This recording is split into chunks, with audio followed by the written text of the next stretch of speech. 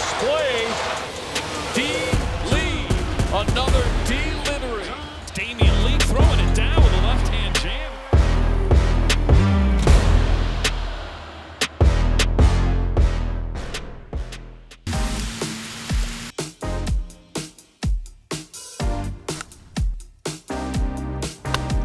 Oh, get out of here!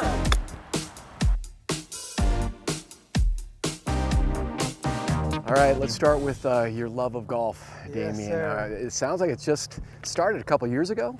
Yeah, so it started a couple years ago. Picked up my first club 17, 18.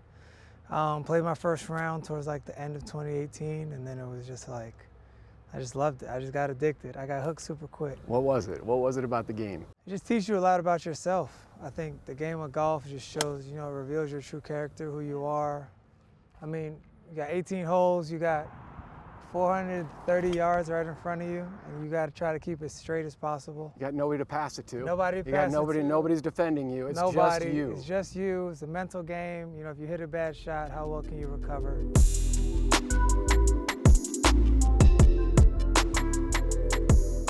The biggest is it relaxing though, because I mean, with all the attention you get for the NBA and the intensity of the games, I mean, I would think coming out here, a place like the Phoenician, you have the mountains and just being able to breathe and get away from everything. But does the game allow you to do that? Yeah, for sure. I mean, the game of golf. Well, one, thank you to the Phoenician. Yeah. The mountains, beautiful here. The landscapes here. It's only my third time playing golf in Phoenix, and I'm kind of mad at myself because I wish I was playing more. The season doesn't allow it, but.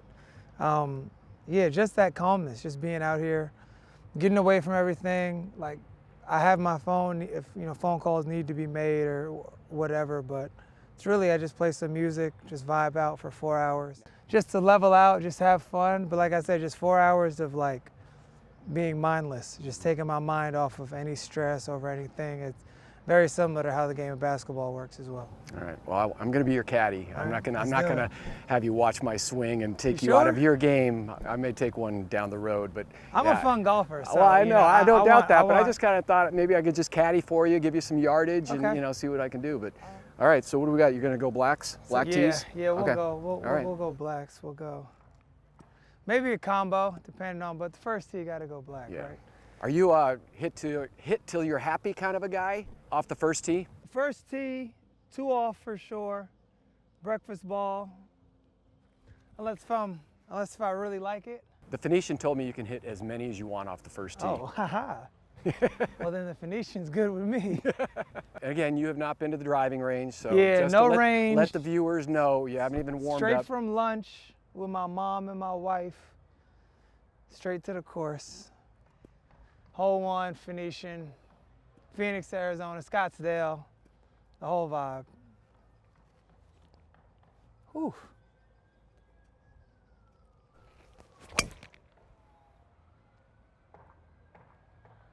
All right. It's thick.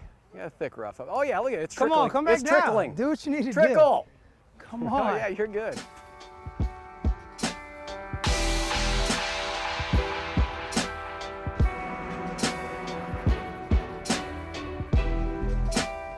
Just don't tell Monty I made you walk a couple of holes after practice. Nah, I need this. Active See? recovery. Yeah, Okay. active.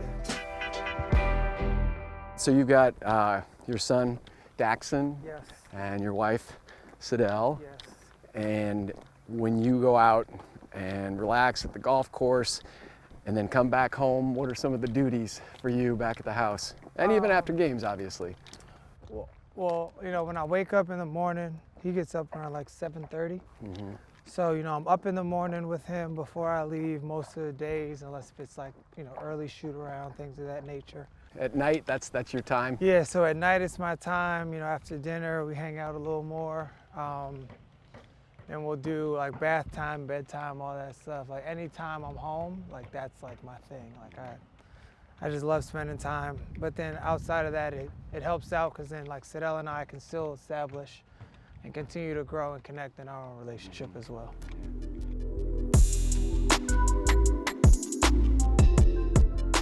Are you gonna do the downhill Yeah, lie? Why All right. not? We'll make this work. The key with that, you have to adjust the grip or how you stand over the ball, Yeah. right? I'm Yeah. sure you've read all about that. We'll see. What would you like? Let's see, we're probably, my yardage is saying 190. 190? Think? It's probably like With the yeah, the backstop up there. You're already questioning your caddy. No, No, that's good. I'm just You like should. 190. You should, because that was a total shot in the dark. But I do know there's a little slope down there, so it might be a little longer. And if anything, you'd rather play it off the back hill where our other camera guys are, and feel free to shake them up a little bit. I'll go 7 and I'll just smooth it out.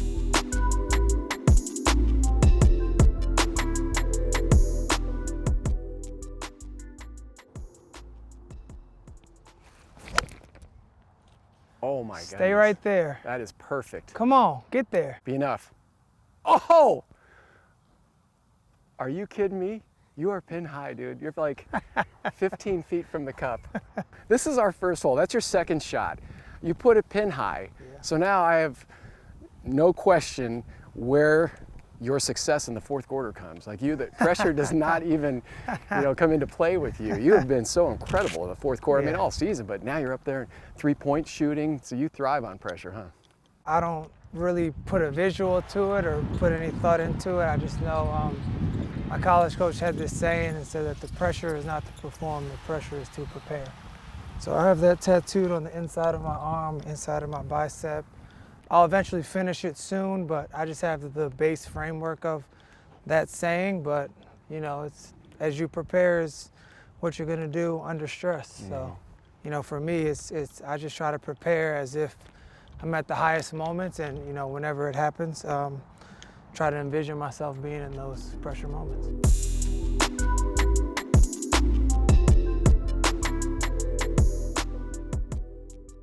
All right, well, you got to finish it off.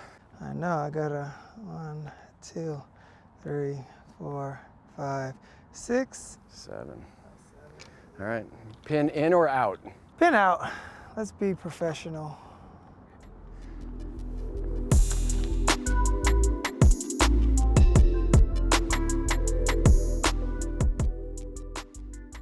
Are you a little like top shelf? Just Yeah, I'm thinking like left. yeah. Yeah. Because you got a little slope here. Turn. Oh man, that was Pushed straight. it. Oh my goodness, it was straight. Didn't move. Didn't move a lick. It's good. No, I'm joking. Second piece of bad advice from your caddy. Sorry. No worries. We'll take the par. All right. We'll take a That par. works. That works. Hey, not a blemish on the scorecard. Lee with the drive. Tough shot. Oh! Unbelievable! An implausible shot by Lee.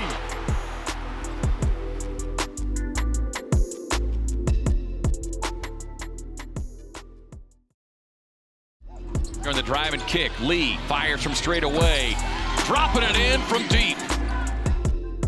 Other talents aside from basketball, golf.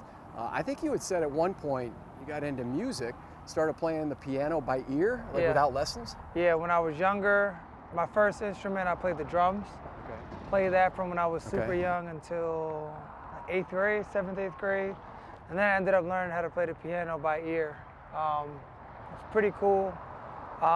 During the pandemic, like quarantine, I went and bought a piano, so kind of picked it up a little bit for a couple months before the world opened back up. But yeah, got those two. Is that something you want to pursue, like getting into the music industry? Yeah, at all, after I'm done. I mean, even probably now, a little bit, just trying to figure out what that is, what all comes with that. But yeah, I love music. I obviously love sports, love golf. I love food. Love Smoothie King. Your first job. That was great. I know first job ever. They had it up on the big screen at the Suns game, all the Suns players talking about their first job, and they asked you, and you're like, Smoothie King, elite. Elite. That's Why? I don't know. It was like my best friend, Eric Atkins, played at Notre Dame. His mom owned one where we lived, and it was like the hangout spot. It was like, we had it for 2 summers straight. Obviously being out of school in high school, but that was like it. Me, Eric, Kyle, Nate, Devin, Justin, there's Tyler said, there's like Quinn Cook, there's like 15 of us that all work different shifts at that one Smoothie King. Eric's brother, Brian, was like the manager, so It was dope. Like, It was more like a fraternity yeah, than it was. exactly. It was like 10, 15 of us, all working different hours, and we're like hanging out at Eric's house. You're like, are you going into work today? Like, yeah, what time you going in? At Baltimore? Because you, Yeah, so you were born in New York, though, yep. and then grew up in the Baltimore area? Yeah, so I was born in New York, lived there till I was 10, then moved down to Maryland, and then moved closer to Baltimore, like sophomore year of high school. Okay. But that was like in between Baltimore and DC. There's Howard County. There's a place called Columbia. It's just like 30 minutes from Baltimore City and like 40 minutes from downtown DC. So that's where Eric lived, and that's where we all worked. Smoothie King, McGaw Road. That's great. Elite. That's Elite, awesome. elite. All right. You had Hole a par on two. the first hole. Let's see what we got. We got another par 4. You got bunkers. Bunkers on the about left. 200 yards out on your left, and then they're going to be all around the green.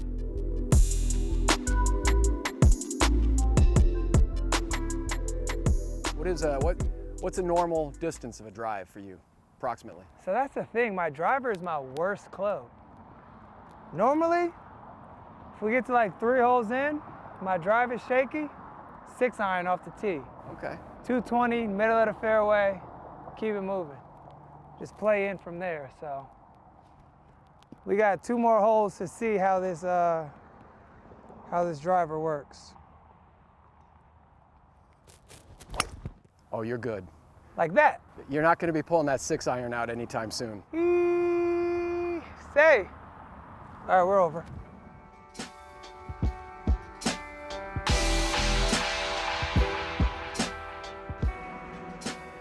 Well, and for you, you were undrafted, Yeah. right? So then you were in the G League with Atlanta and G League with the Warriors. So that's kind of one of the questions I wanted to ask is, were you overlooked at that point, or have you gotten that much better since you left college? That's a good question. I mean, I think both. I think if we played, because my last year at Louisville, we had a postseason ban. I think if we played an NCAA tournament, that could have changed a lot of narratives around me. Like, I felt like because I didn't play in the NCAA tournament, that hurt me. I was a 5th-year senior. Like, that could have worked against me.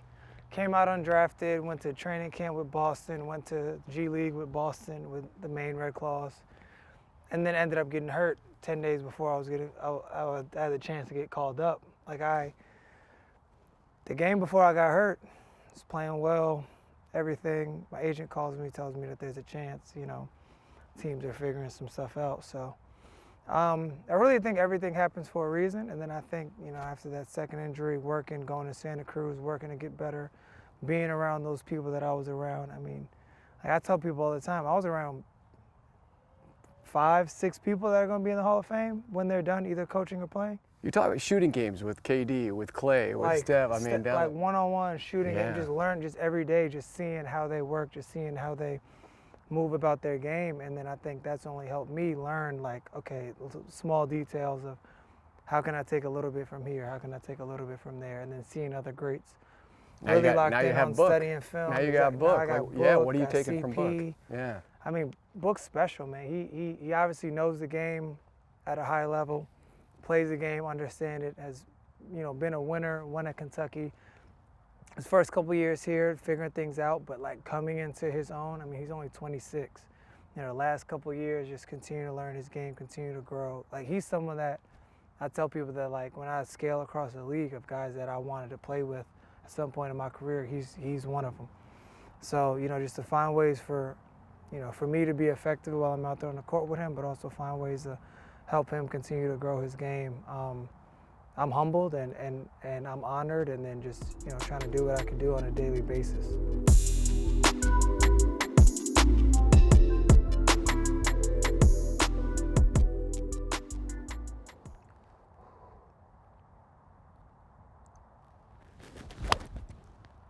Little left.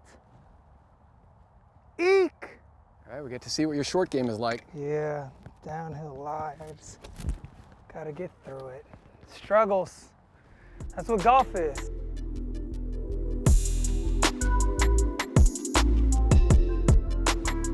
I want to know, what was your favorite memory of after that final game, Game 6 was over? Like the flight back to San Francisco and the parade What stands out for you when you think back about that? I'll give you one better. Got to the arena at 4, played the game, whatever, all that stuff, games at 9. There's a club inside of TD Garden. Okay. You guys took over So they the rented Celtics out, club. So they rented out the club before the game. Wow. Like, you know. That's where all the champagne was. Yeah, so champagne. We didn't leave the club until 6 in the morning.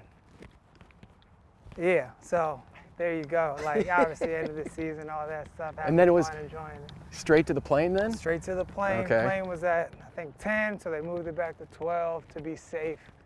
So, you know, everyone can actually make the flight.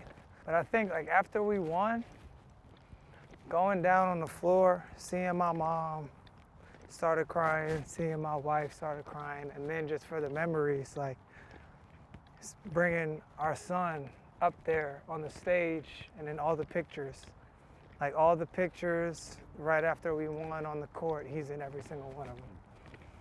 And like, he doesn't know it now, but you know, down the line, he'll know what that means, and whatever route he decides to take, whatever that is in life, like that picture shows him that anything's possible. That's his first show and tell in grade school. Yeah. Yeah. Yeah.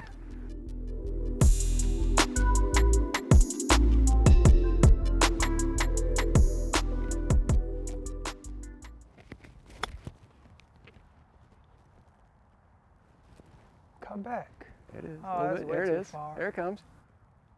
That's too pretty much. good. I'm gonna use your misread once more. I'm definitely losing my job if this one goes awry. And we'll see how it goes.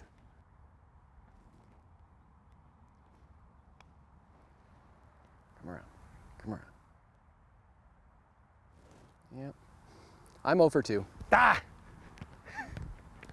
Yeah, it was all right, probably now I just gotta more knock like this that guy, but I was, Yeah. I was out here. No, you're fine. Knock it in. Bam. Oop. Oh, man. We'll take the Vogue.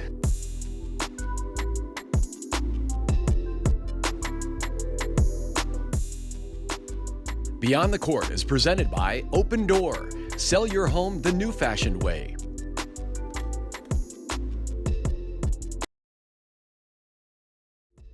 Long rebound, he's able to track it down. Resets, 3-5. There you go. He just needed a reload. That's it. So let's talk about Sidel, and she has her own YouTube channel, I think 100,000 subscribers. And one of the messages is, you know, maybe advice on mental health issues, because she had numerous concussions, right, playing volleyball. So tell me that story. Yeah, so my wife, Sidel, has had, she was a former volleyball player, Division I at Elon University. She had 5 concussions, so she was forced to retire. She's, you know, gone through things at her younger ages, you know, that have helped mold her into the woman that she is now. But, you know, she's not afraid to be open and speak about mental health and how her mindset and just thoughts on, you know, life have changed, and the things that she's been through have obviously shaped the world that is today around her. But just her main message is just, you know, continuing to be strong. We live in a world where the social media always highlights the great and the glamorous things that you do, but she's vulnerable and open about talking about things that she's gone through, whether it's pregnancy, obviously her mental health, depression, seasonal depression, being a mother, which obviously we as men know nothing about. But just, you know, her continued drive into spreading light into the world is her biggest thing, and I love that for her, and I love that she's able to be open and vulnerable.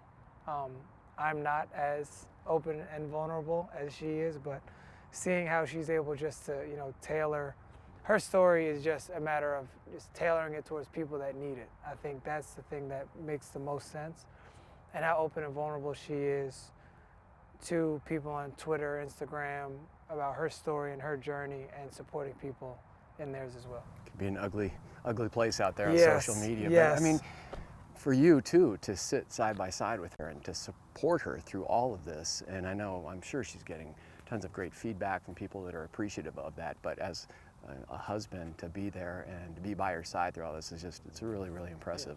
Yeah, I mean, that's honestly the least I could do. Like, if you knew how supportive and how much, like, in the shadow she is for me and my mental health and my willingness to be open, vulnerable, what I do.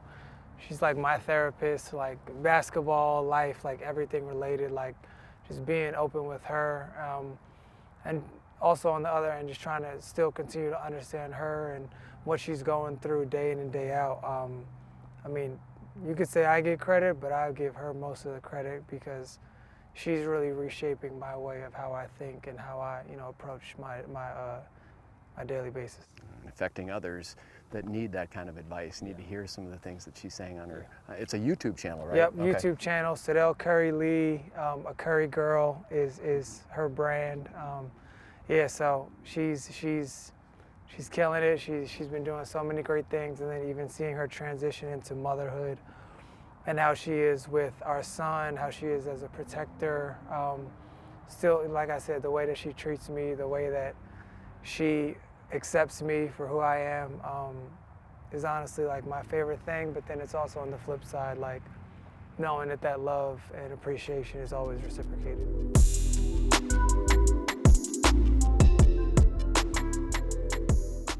.169 par 3, and you do have a hole-in-one already in your pocket. Yes.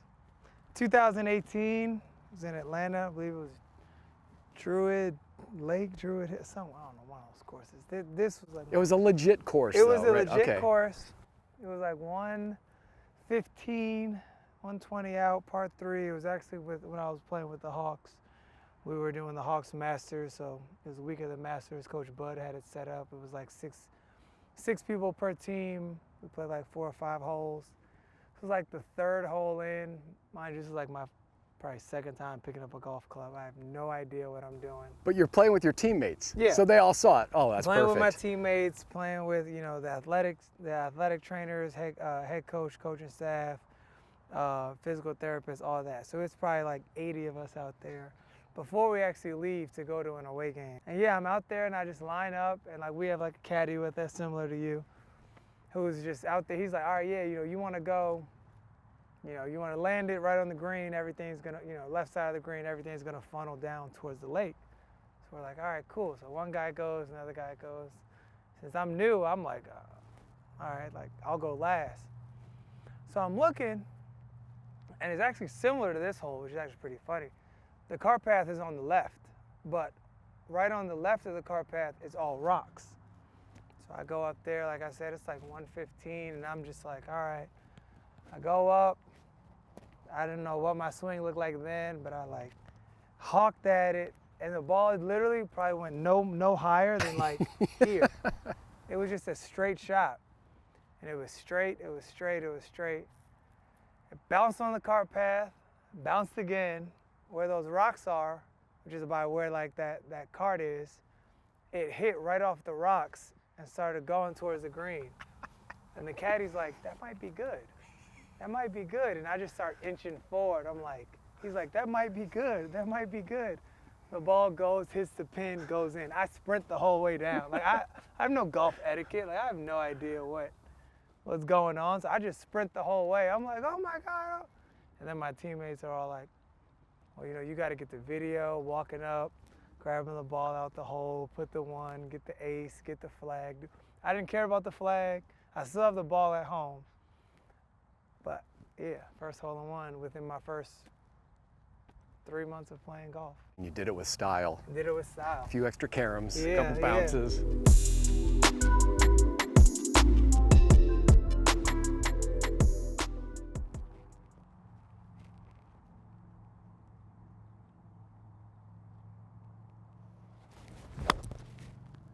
Everything is left, and I don't like that. Ew. You need one of those hole-in-one bounces off the cart, off the tree. Why is everything left today?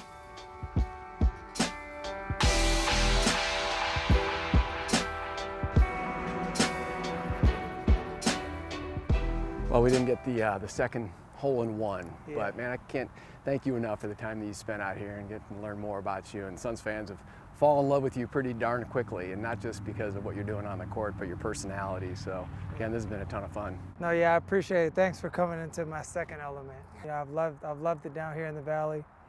Like I said, since I first signed, just the love and appreciation from then to the first game and seeing why. I mean, the consecutive sellouts and just the embracement of the fan base has been there since day one. So glad that I could let people into a little bit of me. Thanks, man. Appreciate it. Thank you, brother. Appreciate it.